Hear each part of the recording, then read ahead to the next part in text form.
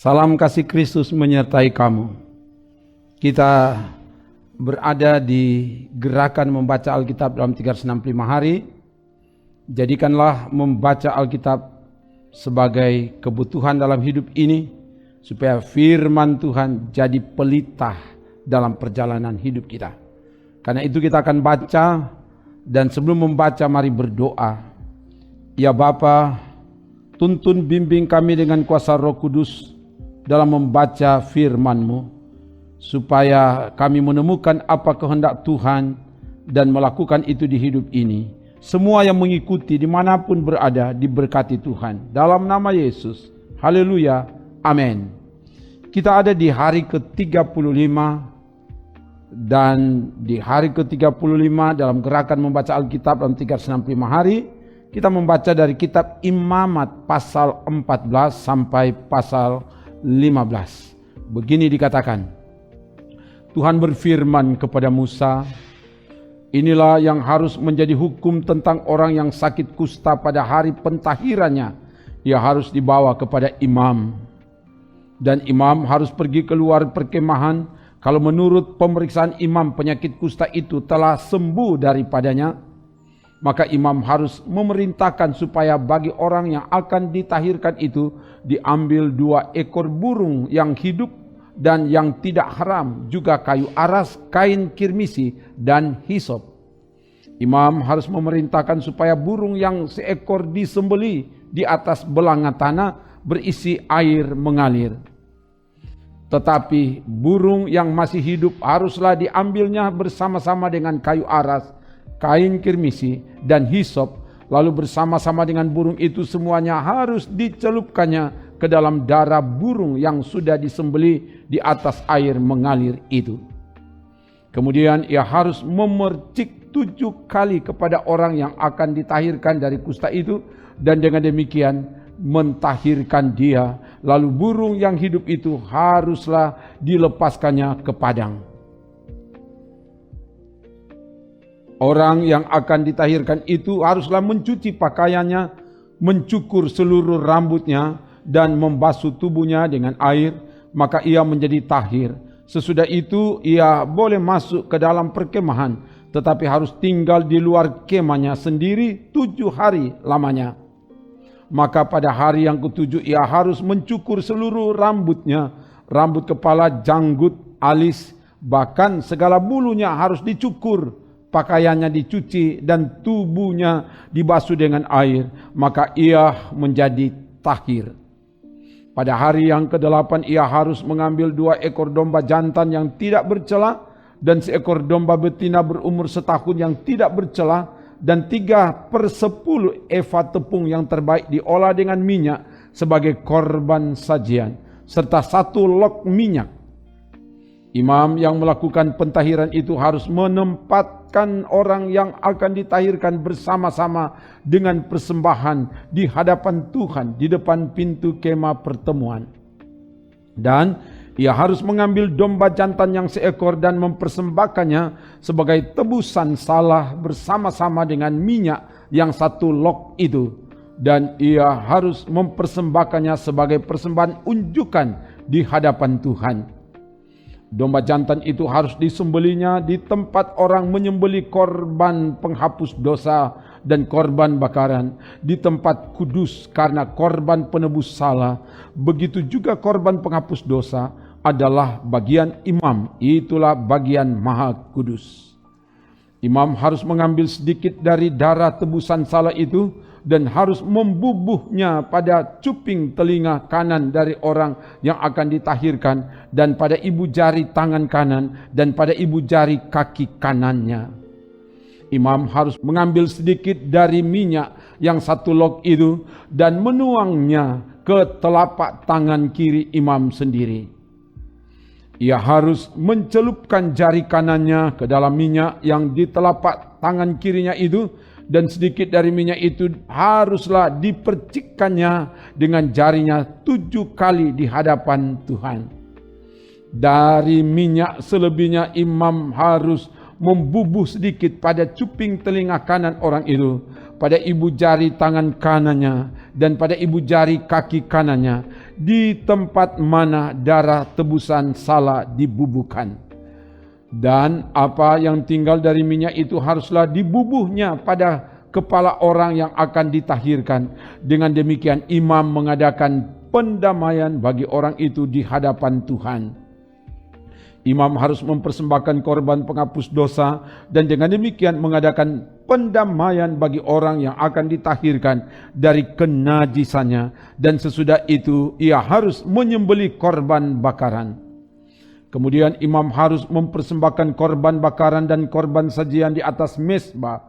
Dengan demikian imam mengadakan pendamaian bagi orang itu, maka ia menjadi tahir.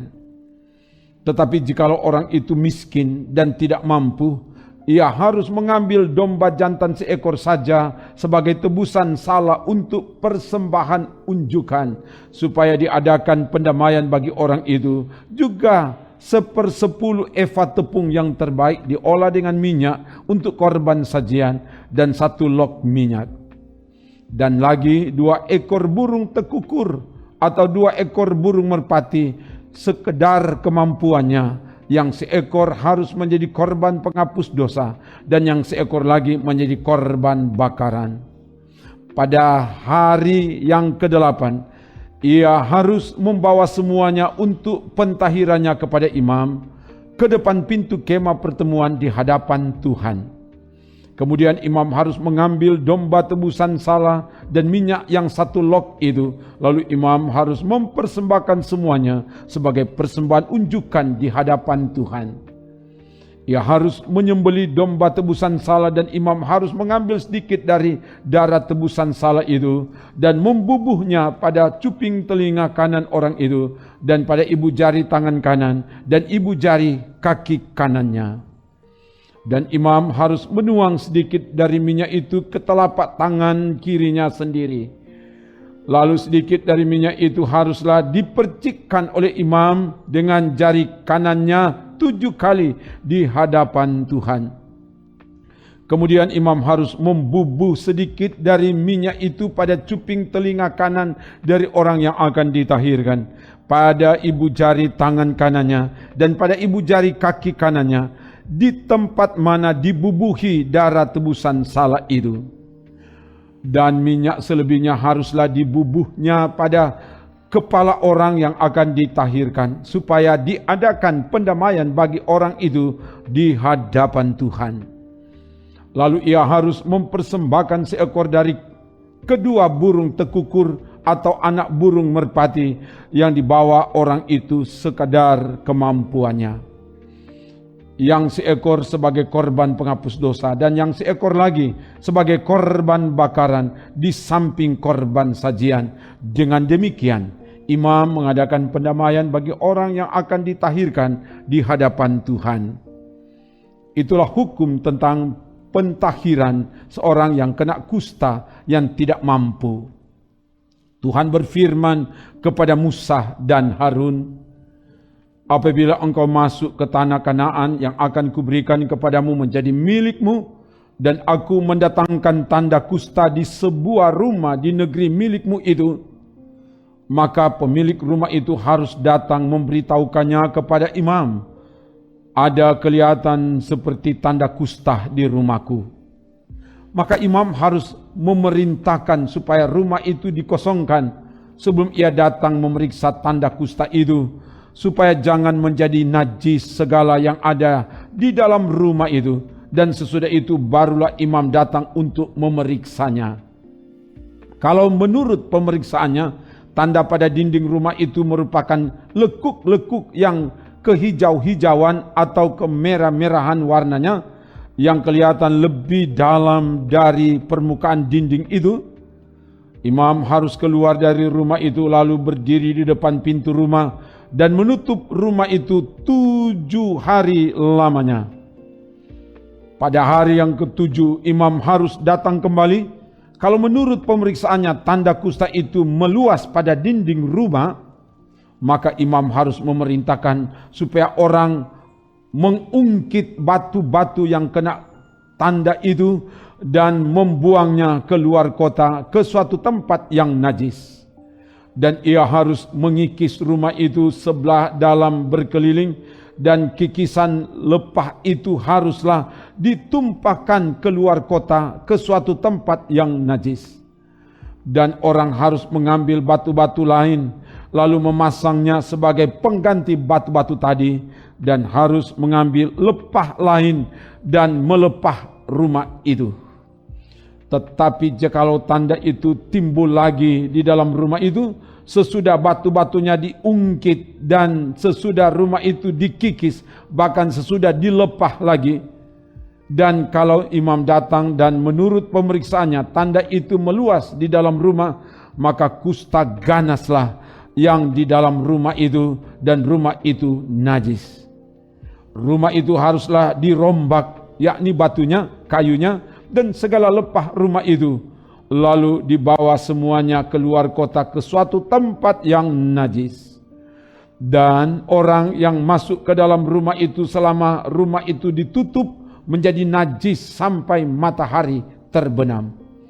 Dan orang yang tidur di dalam rumah itu haruslah mencuci pakaiannya. Demikian juga orang yang makan di dalam rumah itu haruslah mencuci pakaiannya. Tetapi jikalau imam datang dan menurut pemeriksaannya tanda itu tidak meluas di dalam rumah itu sesudah dilepah, maka imam harus menyatakan rumah itu tahir karena tanda itu telah hilang. Kemudian untuk menyucikan rumah itu haruslah ia mengambil 2 ekor burung, kayu aras, kain kermisi, dan hisop. Burung yang seekor haruslah disembelihnya di atas belanga tanah berisi air mengalir. Lalu ia harus mengambil kayu aras dan hisop, kain kirmisi dan burung yang masih hidup itu, dan mencelupkan semuanya ke dalam darah burung yang sudah disembelih dan ke dalam air mengalir itu. Kemudian ia harus memercik kepada rumah itu 7 kali. Dengan demikian, ia harus menyucikan rumah itu dengan darah burung, air mengalir, burung yang hidup, kayu aras, hisop, dan kain kirmisi. Dan burung yang hidup itu harus dilepaskannya keluar kota ke padang. Dengan demikian ia mengadakan pendamaian bagi rumah itu, maka rumah itu menjadi tahir. Itulah hukum tentang setiap penyakit kusta, kudis kepala, tentang kusta pada pakaian dan rumah, tentang bengkak, bintil-bintil, dan panau, untuk memberi petunjuk dalam hal najis atau dalam hal tahir. Itulah hukum tentang kusta. Tuhan berfirman kepada Musa dan Harun, "Berbicaralah kepada orang Israel dan katakan kepada mereka, apabila aurat seorang laki-laki mengeluarkan lelehan, maka najislah ia karena lelehannya itu. Beginilah kenajisannya berhubung dengan lelehannya itu, bila auratnya membiarkan lelehan itu mengalir, atau bila auratnya menahannya sehingga tidak mengeluarkan lelehan, maka itulah kenajisannya. Setiap tempat tidur yang ditiduri orang yang mengeluarkan lelehan itu menjadi najis, dan setiap barang yang didudukinya menjadi najis juga. Setiap orang yang kena kepada tempat tidurnya haruslah mencuci pakaiannya, membasuh tubuhnya dengan air, dan ia menjadi najis sampai matahari terbenam. Siapa yang duduk di atas barang yang telah diduduki oleh orang yang demikian haruslah mencuci pakaiannya, membasuh tubuhnya dengan air, dan ia menjadi najis sampai matahari terbenam. Siapa yang kena kepada tubuh orang yang demikian haruslah mencuci pakaiannya, membasuh tubuhnya dengan air, dan ia menjadi najis sampai matahari terbenam. Apabila orang yang demikian meludahi orang yang tahir, haruslah orang ini mencuci pakaiannya, membasuh tubuhnya dengan air, dan ia menjadi najis sampai matahari terbenam. dan setiap pelana yang diduduki orang yang demikian menjadi najis. Setiap orang yang kena kepada sesuatu bekas tempat orang tadi menjadi najis sampai matahari terbenam. Siapa yang mengangkatnya haruslah mencuci pakaiannya, membasuh tubuhnya dengan air, dan ia menjadi najis sampai matahari terbenam. Dan setiap orang yang kena pada orang yang demikian, sedang orang ini tidak mencuci tangan dahulu dengan air, haruslah mencuci pakaiannya, membasuh tubuhnya dengan air, dan ia menjadi najis sampai matahari terbenam. Kalau orang itu kena pada belanga tanah, itu haruslah dipecahkan, dan setiap perkakas kayu haruslah dicuci dengan air. Apabila orang yang demikian sudah bersih dari lelehannya, ia harus menghitung 7 hari lagi untuk dapat dinyatakan tahir, lalu mencuci pakaiannya, membasuh tubuhnya dengan air mengalir, maka ia menjadi tahir. Pada hari yang ke-8, ia harus mengambil 2 ekor burung tekukur atau 2 ekor anak burung merpati, dan datang ke hadapan Tuhan, ke pintu kemah pertemuan, dan menyerahkan burung-burung itu kepada imam. Lalu imam harus mempersembahkannya yang seekor sebagai korban penghapus dosa, dan yang seekor lagi sebagai korban bakaran. Dengan demikian imam mengadakan pendamaian bagi orang itu di hadapan Tuhan karena lelehannya. Apabila seorang laki-laki tertumpah maninya, ia harus membasuh seluruh tubuhnya dengan air, dan ia menjadi najis sampai matahari terbenam. Setiap pakaian dan setiap kulit yang kena tumpahan mani itu haruslah dicuci dengan air dan menjadi najis sampai matahari terbenam. Juga seorang perempuan, kalau seorang laki-laki tidur dengan dia dengan ada tumpahan mani, maka keduanya harus membasuh tubuhnya dengan air dan mereka menjadi najis sampai matahari terbenam. Apabila seorang perempuan mengeluarkan lelehan, dan lelehannya itu adalah darah dari auratnya, ia harus 7 hari lamanya dalam cemar kainnya, dan setiap orang yang kena kepadanya menjadi najis sampai matahari terbenam. Segala sesuatu yang ditidurinya selama ia cemar kain menjadi najis, dan segala sesuatu yang didudukinya menjadi najis juga. Setiap orang yang kena kepada tempat tidur perempuan itu haruslah mencuci pakaiannya, membasuh tubuhnya dengan air, dan ia menjadi najis sampai matahari terbenam. Setiap orang yang kena kepada sesuatu barang yang diduduki perempuan itu haruslah mencuci pakaiannya, membasuh diri dengan air, dan ia menjadi najis sampai matahari terbenam. Juga pada waktu ia kena kepada sesuatu yang ada di tempat tidur atau di atas barang yang diduduki perempuan itu, ia menjadi najis sampai matahari terbenam. Jikalau seorang laki-laki tidur dengan perempuan itu dan ia kena cemar kain perempuan itu, maka ia menjadi najis selama 7 hari, dan setiap tempat tidur yang ditidurinya menjadi najis juga. Apabila seorang perempuan berhari-hari lamanya mengeluarkan lelehan, yakni lelehan darah yang bukan pada waktu cemar kainnya, atau apabila ia mengeluarkan lelehan lebih lama dari waktu cemar kainnya, maka selama lelehannya yang najis itu, perempuan itu adalah seperti pada hari-hari cemar kainnya, yakni ia najis. Setiap tempat tidur yang ditidurinya selama ia mengeluarkan lelehan haruslah baginya seperti tempat tidur pada waktu cemar kainnya, dan setiap barang yang didudukinya menjadi najis sama seperti kenajisan cemar kainnya. Setiap orang yang kena kepada barang-barang itu menjadi najis, dan ia harus mencuci pakaiannya, membasuh tubuhnya dengan air, dan ia menjadi najis sampai matahari terbenam. Tetapi jikalau perempuan itu sudah tahir dari lelehannya, ia harus menghitung 7 hari lagi. Sesudah itu barulah ia menjadi tahir. Pada hari yang ke-8 ia harus mengambil 2 ekor burung tekukur atau 2 ekor anak burung merpati dan membawanya kepada imam ke pintu kemah pertemuan. Imam harus mempersembahkan yang seekor sebagai korban penghapus dosa dan yang seekor lagi sebagai korban bakaran. Dengan demikian, imam mengadakan pendamaian bagi orang itu di hadapan Tuhan karena lelehannya yang najis itu. Begitulah kamu harus menghindarkan orang Israel dari kenajisannya, supaya mereka jangan mati di dalam kenajisannya bila mereka menajiskan kemah suciku yang ada di tengah-tengah mereka itu. Itulah hukum tentang seorang laki-laki yang mengeluarkan lelehan atau yang tertumpah maninya yang menyebabkan dia najis.